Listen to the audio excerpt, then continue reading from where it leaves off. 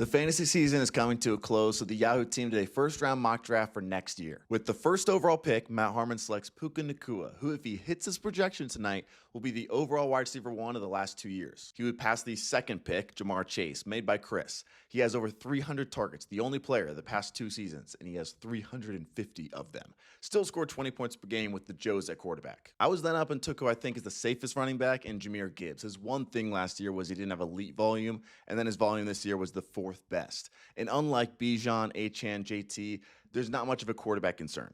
Boone then went Bijan at 4. It's obviously neck and neck, even with Penix tearing his ACL. He led the NFL in scrimmage yards per game with 135. Harmon gets CMC at number 5. His expected points per game was 32% higher than anybody else. Has been a top 2 guy in 5 of the last 8 years. Chris then goes JSN at number 6. Just insane efficiency. He had 44% of Seattle's receiving yards. That's most by a receiver since 2012 Brandon Marshall. I didn't love it, but I still think JT deserves that 7 spot. Has been an RB1 in 5 of his 6 years.